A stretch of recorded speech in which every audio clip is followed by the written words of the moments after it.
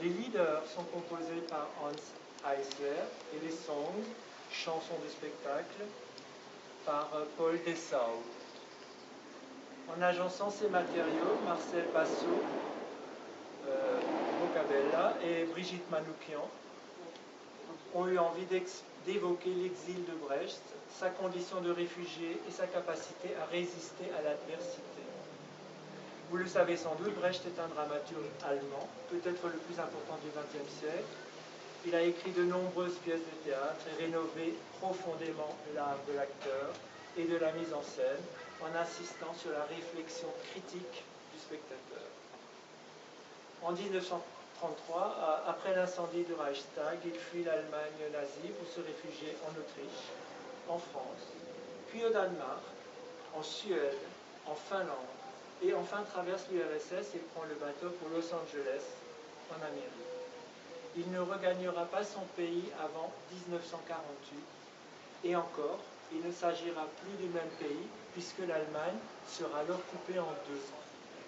Accueilli en RDA, il dirigera son propre théâtre et pourra enfin réaliser des mises en scène conformes à ses idées.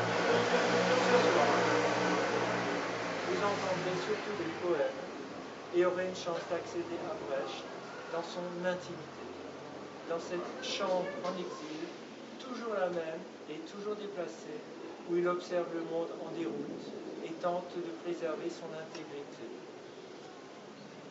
Voilà. Alors le chapeau, c'est juste pour Marcel. Il est parti à 4 heures de Saint-Maxime. Ah oui. Voilà, tu t'installes devant, regarde là. Ouais, c'est ça. Voilà. Bon, je vois que la jambe est essentiellement féminine. Pas du tout. Pas du tout, il y a des garçons, 6 mois par exemple.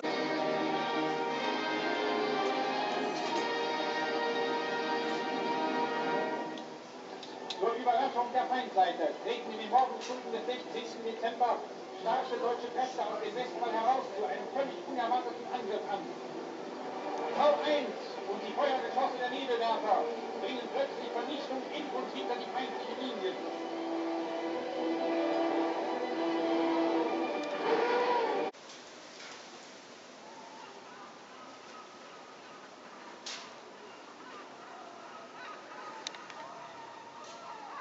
« 1940.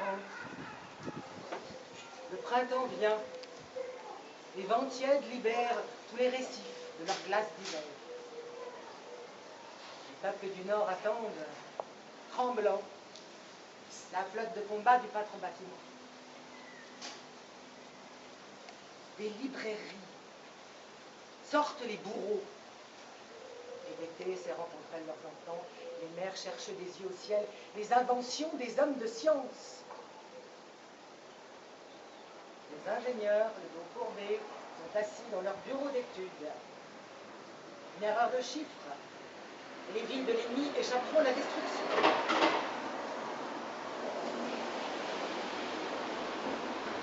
Le brouillard enveloppe la route, les peupliers, les métairies, l'artillerie.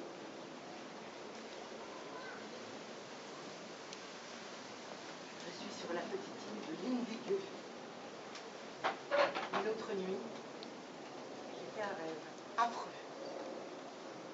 J'étais dans une ville, et puis je vois des inscriptions le long des rues étaient en allemand. Trempée de sueur, je m'éveillais. Je vis avec soulagement le grand pain devant la fenêtre. Le pain noir. J'étais à l'étranger.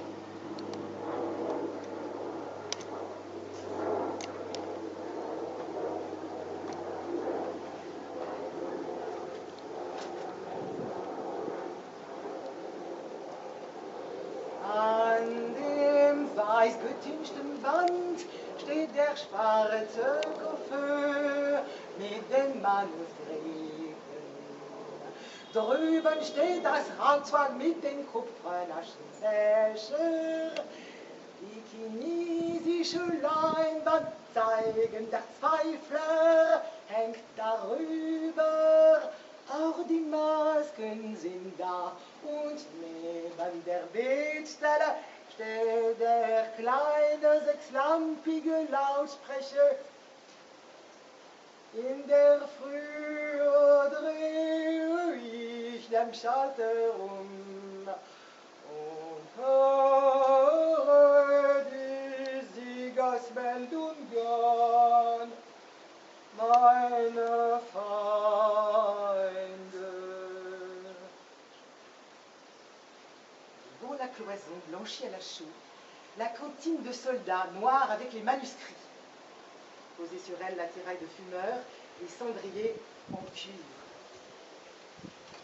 La peinture chinoise est au-dessus, montrant l'homme qui doute. Et sont là les masques aussi. Et tout près du lit, le petit poste assis lente.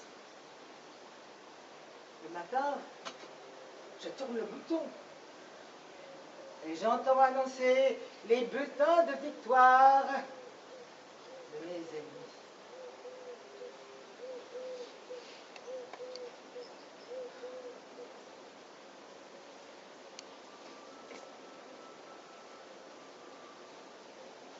So kleine Kasten, den ich bestimmt trug, da seine Lampen mir auch nicht zerbrechen. Besorgt vom Haus, dem Schiff, vom Schiff zum Zug, als meine Feinde weiter zu mir sprechen. An meinem Lager und zu meiner Pein, der letzten Nacht, der ersten in der Früh, an ihren Siegen und von meinem Mühe, der ist nicht auf einmal Sprung zu sein. Toi, petit poste, que j'ai emporté dans ma fuite, en prenant bien soin qu'aucune lampe ne se brise, pour que de la maison jusqu'au bateau, puis jusqu'au train, je continue d'entendre le discours ennemi. Promets-moi, quand je t'aurai posé à mon chevet, au nom de ma souffrance qui s'en va la nuit, qui revient le jour, même s'il te faut annoncer leur victoire et la ruine de mes efforts. Promets-moi de ne pas tout à coup rester mieux.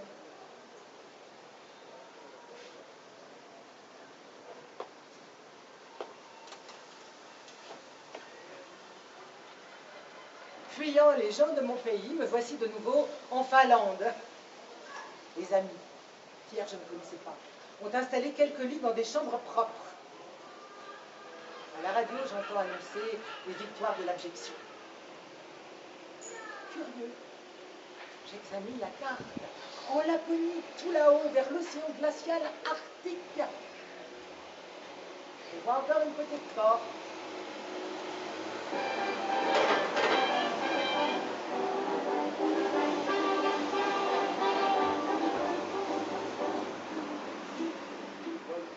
Hollywood.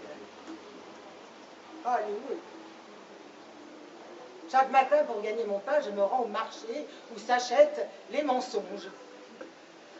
Plein d'espoir, je prends place au milieu des vendeurs.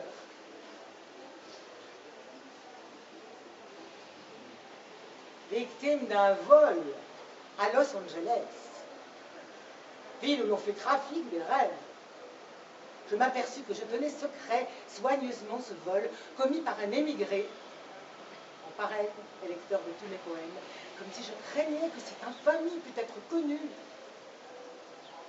parmi les animaux.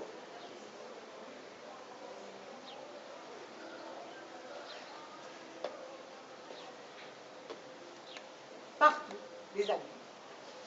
Les ouvriers finlandais lui donnèrent un lit et une table de travail. Les écrivains d'Union soviétique voulurent l'accompagner jusque sur le bateau. Un blanchisseur juif de Los Angeles lui envoya un complet veston. L'ennemi des bourreaux a trouvé des amis.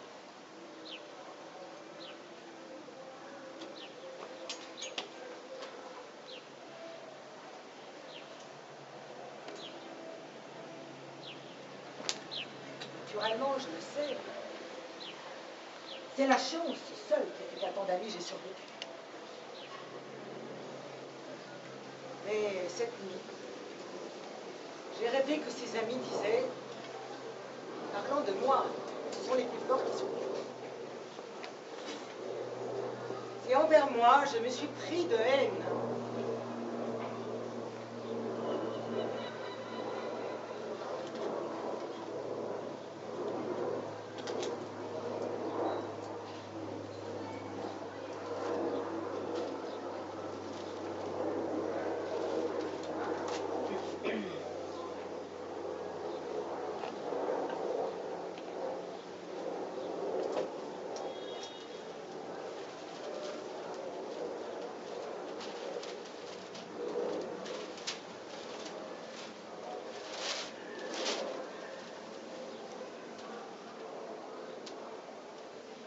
De l'infanticide de Marie Farrar.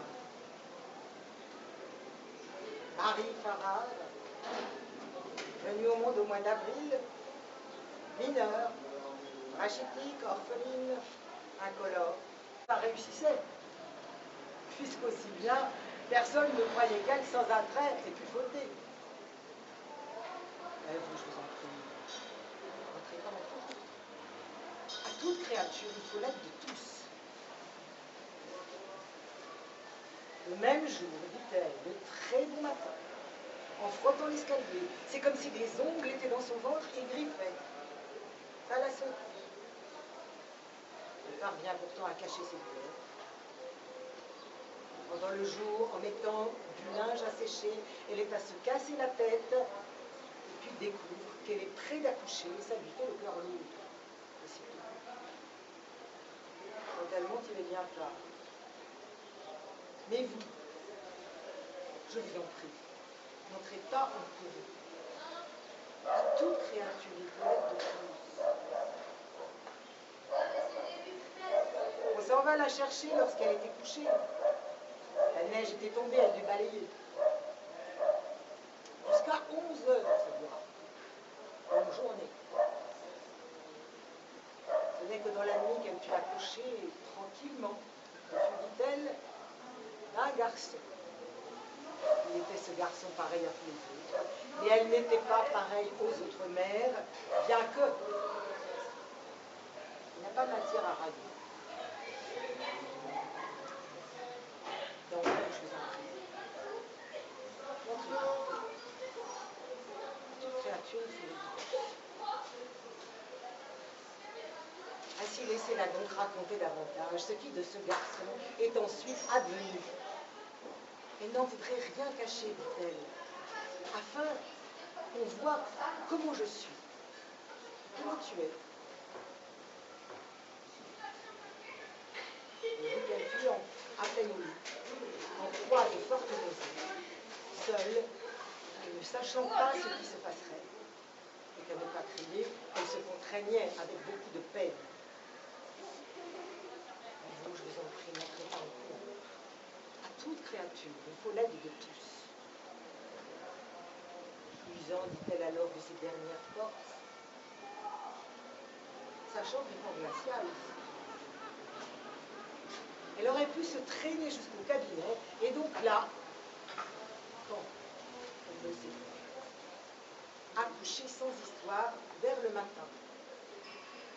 Elle n'aurait alors, dit-elle, plus su ni poids ni pomme, tout engourdie de froid. Il neigeait dans le cabinet des domestiques. N'aurait pu qu'avec bien du mal tenir l'enfant. Et vous, je vous en prie, n'entrez pas en courroux. À toute créature, il faut l'aide de tous. Et c'est donc là, entre la chambre et les watters. Auparavant, dit-elle, rien.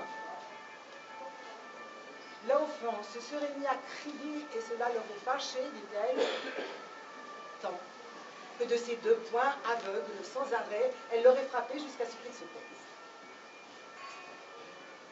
Là-dessus, elle aurait simplement mis le mortel dans son lit pour terminer la nuit et cacher le matin dans la buanderie.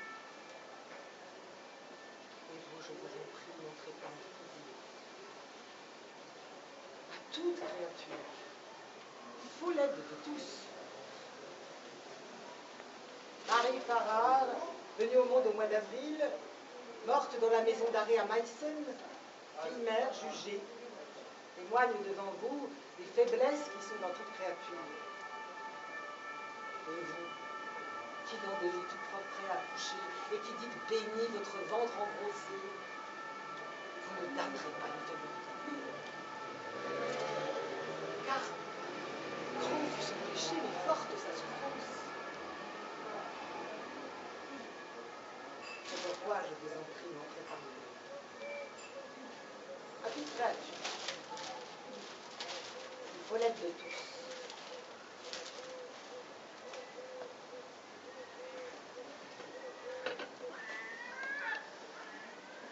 Monsieur le docteur, la période, réjouissez-vous donc que puisse grandir le flot de la population.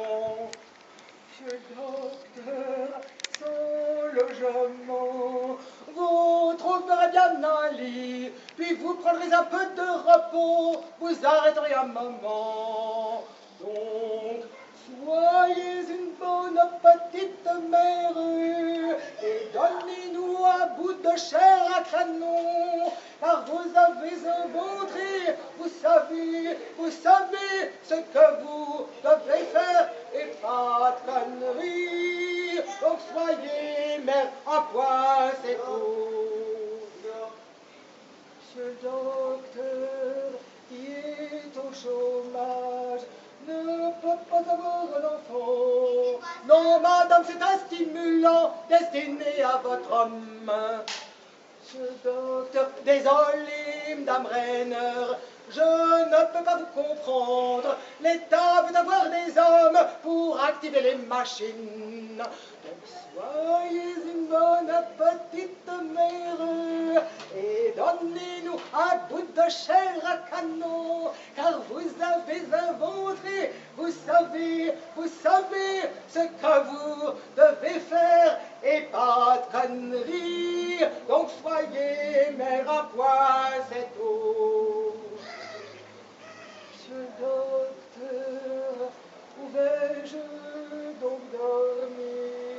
Dame Rainer, pas de jacasserie, vous voulez bien le plaisir, mais ne voulez aucun devoir.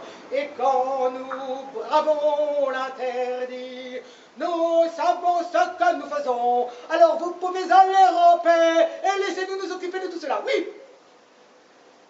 Et donc, soyez une bonne petite mère et donnez-nous un bout de chair à canon, car vous avez un ventre, vous savez ce que vous devez faire et pas de conneries. Donc soyez mère à toi, c'est tout.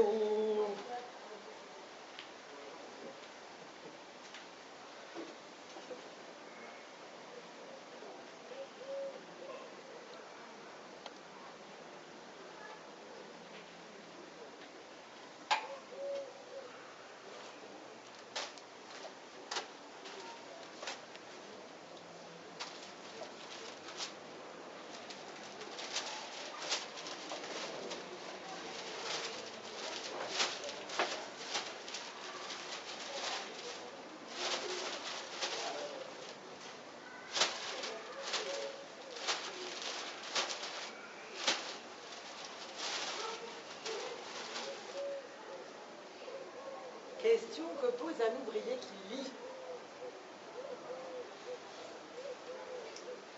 Qui a bâti Thèbes aux 7 portes? Dans les livres, on donne les noms des rois. Les rois ont-ils traîné les blocs de pierre? Babylone, plusieurs fois détruite, qui tant de fois l'a reconstruite? Dans quelle maison de Limal adorée logèrent les ouvriers du bâtiment? Oh, la muraille de Chine est terminée. Où allèrent ce soir-là les maçons? Rome, la grande, est pleine d'arcs de triomphe. Qui les érigea? De qui les Césars ont-ils triomphé? Byzance, a-t-on chanté n'avait quelque chose?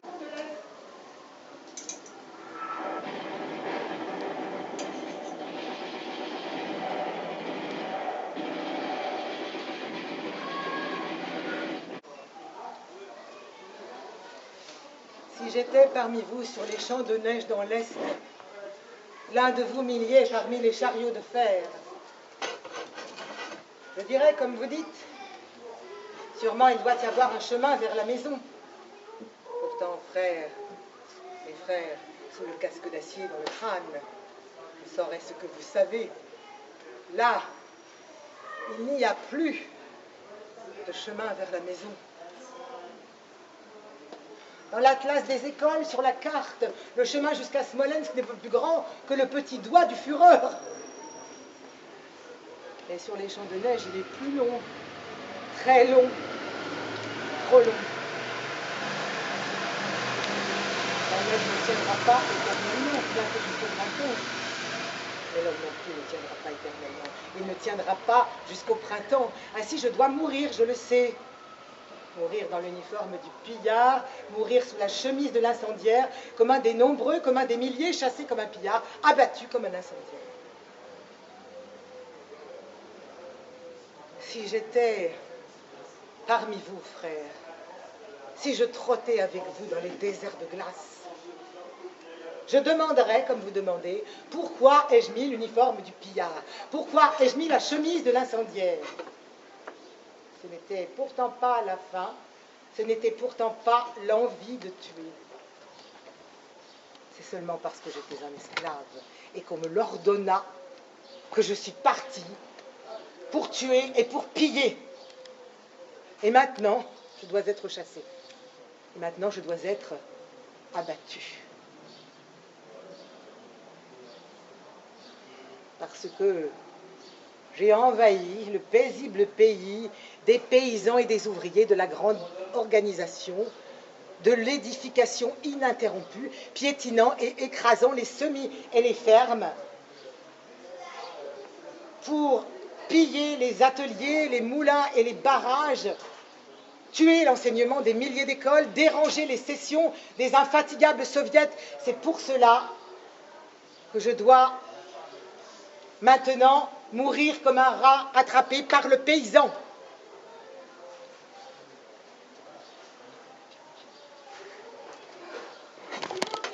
Que la face de la terre soit débarrassée de moi lèpre, qu'avec moi l'on fasse un exemple pour montrer comment il faut agir avec les pillards et les incendiaires et les valets des pillards et des incendiaires. Les mères diront qu'elles n'ont pas d'enfants. Les enfants diront qu'ils n'ont pas de père. Il y aura des tertres anonymes.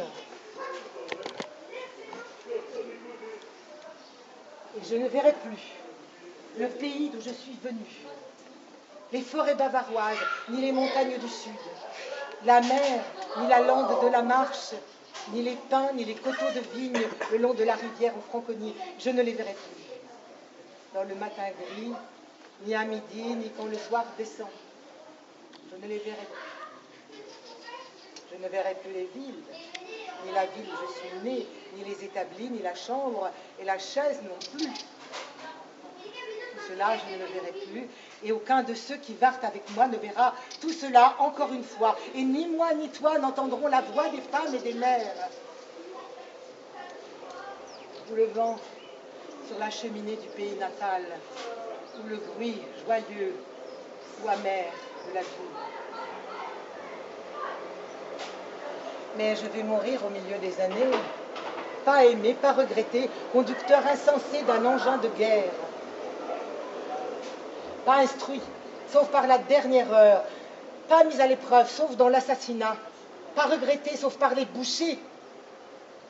Et je serai étendu sous la terre que j'ai dévastée, un malfaisant dont ce n'est pas dommage qu'il disparaisse. Les gens sur ma tombe soupireront de soulagement, car qu'est-ce qu'on enfouit là? Un demi-quintal de viande dans une caisse et ce fut vite pourri. Qu'est-ce qui va disparaître?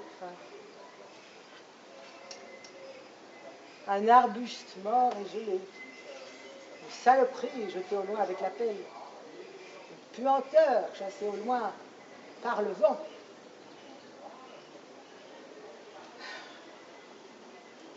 Si j'étais avec vous, frère, sur le chemin du retour vers Smolensk, de Smolensk vers n'importe où, je sentirais ce que vous sentez, J'ai toujours su, sous le casque d'acier dans le crâne, que ce qui est mauvais n'est pas bon, que 2 et 2 font 4, et que mourra celui qui a suivi le braillard sanglant, l'imbécile sanglant. Tu ne savais pas que le chemin est long, l'histoire est très long, trop long, que les champs de neige sont froids. En Russie, très froid, trop froid, que les paysans et les ouvriers du nouvel État défendraient leurs terres et leurs villes, si bien que nous serons tous exterminés.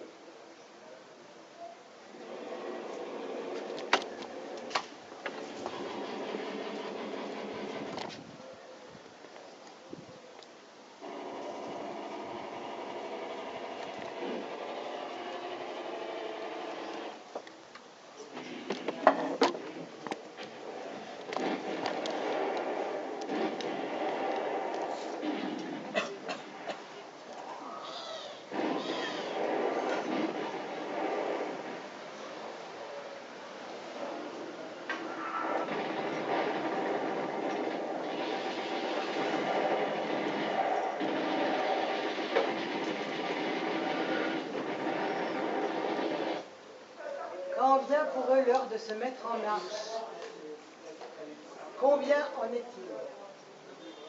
Ils savent qu'à leur tête, c'est l'ennemi même qu'ils défient. Que la voix qui les fait obéir est la voix de l'ennemi. Celui-là est l'ennemi. Il ne dort pas.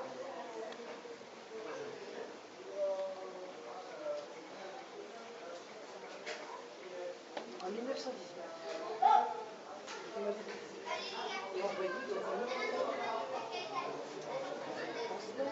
j'appliquais de la peinture iode, je donnais des lavements, je procédais à des transfusions de sang. Si le médecin m'ordonnait amputer une jambe, Brecht, je répondais oui, excellence. Si on me disait faites une trépanation, j'ouvrais le crâne de l'homme. J'ai vu de quelle façon les médecins raccommodaient les gens pour les réexpédier au front le plus vite possible.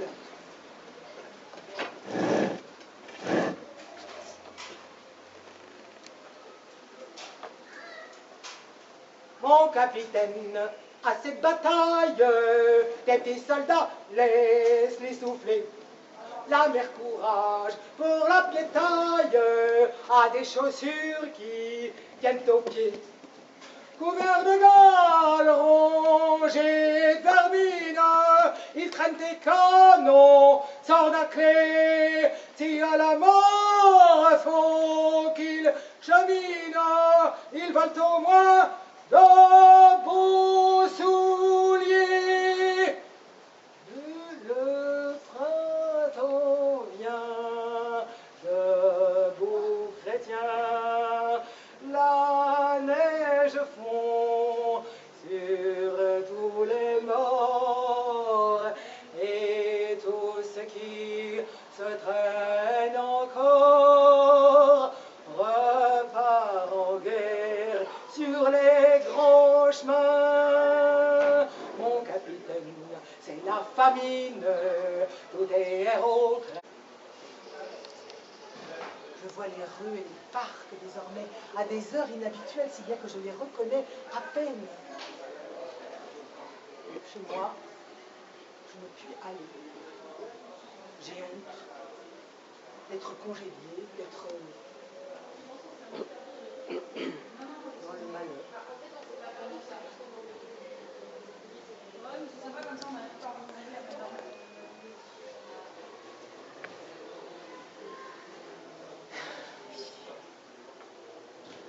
À Walter Benjamin, qui se suicida alors qu'il fuyait de Voltaire. Fatiguer l'adversaire était sa tactique préférée lors des parties d'échecs à l'ombre du froid. L'ennemi qui t'a fait quitter tous tes papiers par des gens comme nous ne se laisse pas fatiguer. J'apprends que tu as levé la main sur toi-même, devançant ainsi le bourreau. Après 8 ans d'exil passés à observer la montée de l'ennemi, rejeté à la fin vers une frontière infranchissable, tu as franchi, me dit-on, une frontière franchissable.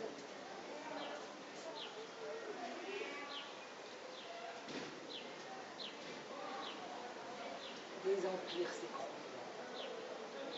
Les chefs de bande partent en jouant les hommes d'État.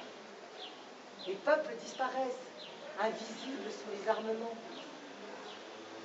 Ainsi l'avenir est dans la nuit, et les forces des bons sont chétives. Cela tu l'oublies, toi qui détruisis ton corps torturant.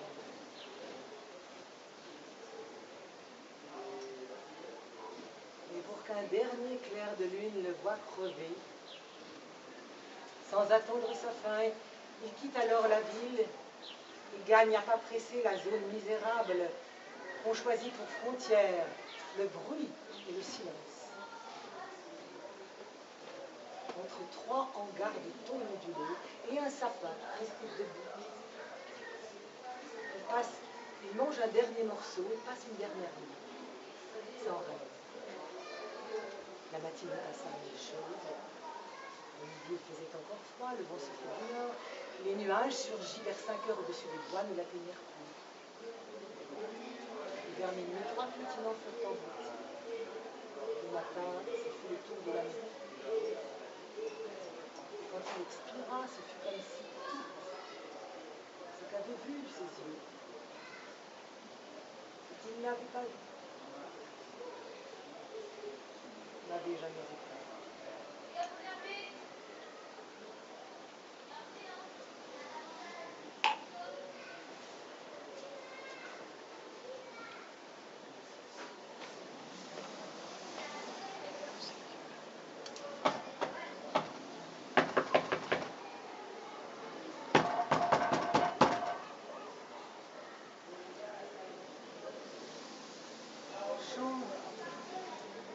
De ma mère. Je ne me souviens plus de son visage tel qu'il était, qu'elle n'avait pas mal encore. Elle écartait d'un geste las ses cheveux noirs de son front amoureux. Sa main, je l'avais encore. 20 hivers l'avaient menacée. Ses souffrances étaient légion. Devant elle, la mort avait honte. Puis elle mourut. Elle trouva un corps d'enfant. Elle a grandi dans la forêt. Elle est morte au milieu du visage. Trop longtemps l'avait regardé mourir. Et s'était durcie cependant. On lui pardonnait de mourir, mais elle errait perdue entre ses visages jusqu'à ce qu'elle s'effondre. Beaucoup ne quittent sans comme les retenus. On leur a bientôt dit. Entre eux et nous, il n'existait plus rien. Au moment de nous séparer, nos visages s'étaient durcis. Et là, pourtant, nous n'avons pas dit. Nous nous sommes montrés chiches et nécessaires. Pourquoi ne disons-nous jamais ce qui importe? Ce serait si facile et nous serons damnés pour ça. C'était des mots faciles qu'on sentait derrière les dents. Ils étaient retombés dans un éclat de rire et maintenant dans notre gorge, ils nous étouffent.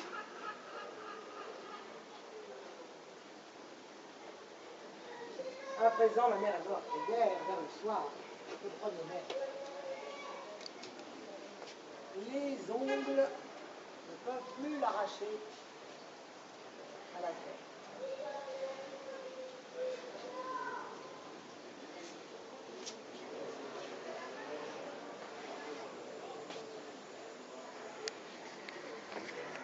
Mutter, Bäumlein, hat ein Holzbeine, damit kennen Sie ganz gut den. Und mit dem Schund, wenn wir brav sind, dürfen wir das Holzbein sehen. In dem Holzbein steckt ein Nagel, daran hängen Sie den Hausschlüssel dran, dass Sie ihn, wenn Sie vom Wirtshaus heimkommt, auch im Dunkeln finden kann. Mutter Bäumlein auf den Strich geht und sie bringt nen Freier nach Haus, dreht sie das elektrische, bevor sie aufschließt, auf dem Treppenabsatz aus. des rues, à jambes de bois. Marche avec, pour toi et moi. Il met un soulier et au bon garçon, elle laisse voir sa jambe de bois. Sur cette jambe est un crochet où elle suspend la guérite de chez elle.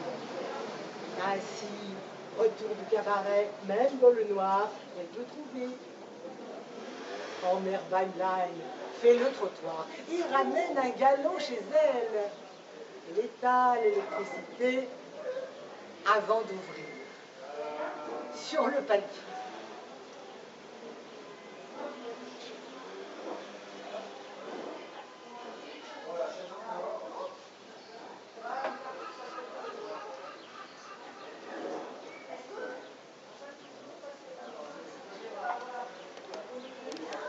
Souvenir sentiment devant une inscription.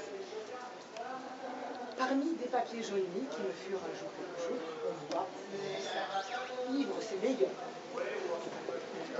Là-dessus, on dit pure, objective, méchante. Les yeux sont nus. Elle se lavait toujours avec du savon aux amandes. Et d'elle était aussi la pièce à frotter, la recette au tocaille et la pipe de Java contre l'odeur de la main. Elle ne laissait pas aller, elle pensait, elle voulait qu'on se sacrifie pour elle. Elle aimait l'amour, ah le bien-aimé, nul ne pouvait lui compter poète.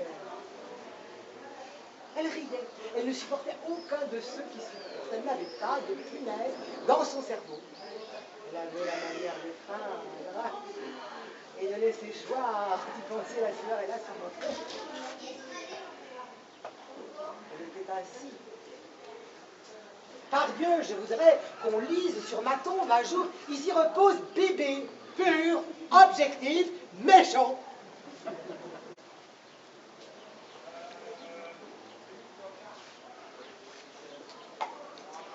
Il y a des années, quand j'apprenais à conduire une moto, mon moniteur me faisait fumer un cigare. Et quand dans un embouteillage ou un virage brutal, je le laissais éteindre, il me chassait du volant. Il racontait des blagues aussi pendant la leçon. Et quand, trop occupé à conduire, j'en oubliais de rire, il me reprenait le volant. Je ne me sens pas en sécurité, disait-il. Moi, le passager, j'ai peur quand je vois que le conducteur est trop occupé à conduire. Depuis quand je travaille, je veille à ne pas trop m'absorber dans mon travail. Je m'occupe des mille riens qui m'entourent. Souvent, j'interromps mon travail pour faire un brin de causette. J'ai perdu l'habitude de conduire trop vite. Je pense aux passagers. Trop vite pour pouvoir fumer. Je pense aux passagers.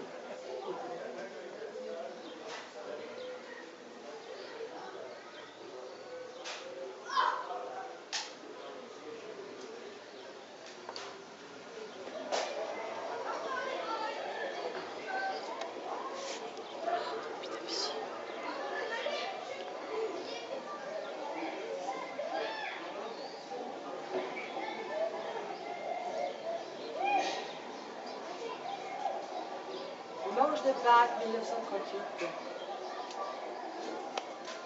Aujourd'hui, dimanche de Pâques, une neige soudaine s'est abattue sur l'île. Les haies reverdissaient. Autour d'elle, la neige.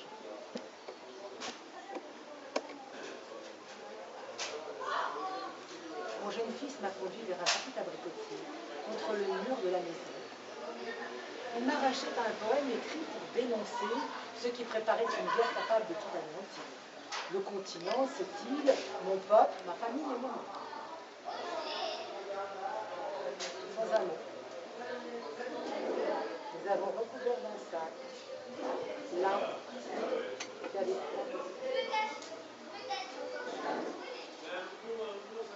mon jeune fils m'a dit, moi j'apprendre les mathématiques. On serait dit, tu vois bon, 2 morceaux de pain sont plus qu'un seul, tu t'en apercevras sans défaut. Mon jeune fils m'a dit, toi j'apprendre le français. Je pensais répondre à quoi bon. Ce pays, la France, est près de succomber. Tu n'as qu'à frotter ton ventre avec ta main, on te comprendra. Mon jeune fils m'a dit, l'histoire, dois-je l'apprendre? Je pensais répondre, à quoi bon apprends à rentrer ta tête sous terre et peut-être survivras-tu. Oui, apprends les mathématiques, ai-je dit. Apprends le français. Apprends l'histoire.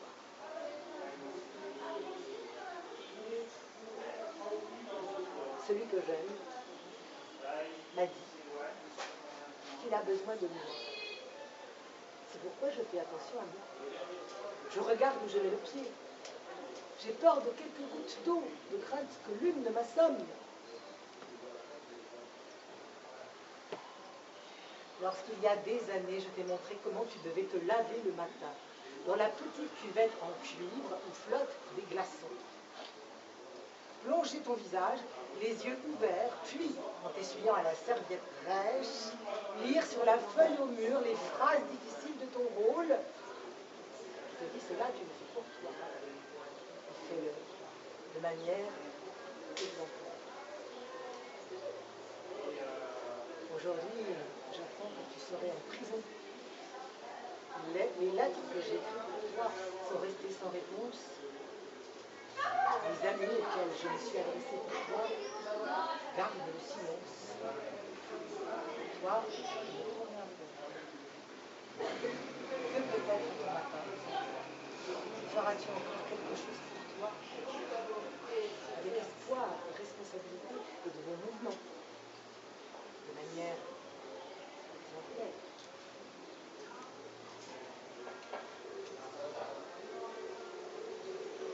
Arroser le jardin. Arroser le jardin. Apporter l'eau aux arbres assoiffés. Donne plus qu'ils n'en font.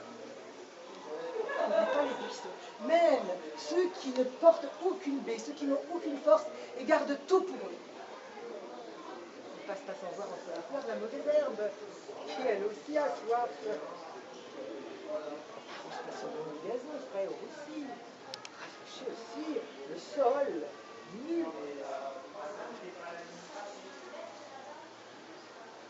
Wo Strängen den Garten ist, das Grüne zu ermutigen, fließen wir durch den Bäume, gib mir es genug, gib mir als genug. Und vergiss auch nicht das Strauchwerk, auch das Beerenlose nicht, das Ermattete und über sie nicht zwischen den Blumen, das Unkraut, das Ardurst hat. Nur wisse, nur den frischen Rasen oder den versenkten nur an der nackten Boden. Erfrische du, erfrische du.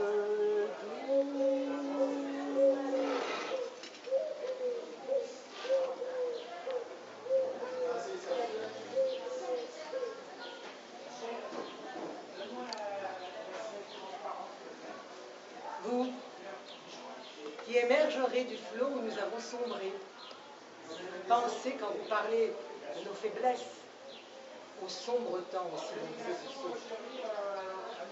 Nous allions, changeant de pays plus souvent que de souliers, à travers les guerres de classe, désespérés, là où il n'y avait qu'injustice et pas de révolte. Nous le savons, la haine contre la bassesse, elle aussi tord les traits. La colère contre l'injustice rend rauque la voix. Hélas, nous voulions préparer le terrain à l'amitié. Nous ne pouvions être nous-mêmes amicaux. Mais oui, quand le temps sera venu où l'homme aide l'homme, pensez à nous. Avec indulgence.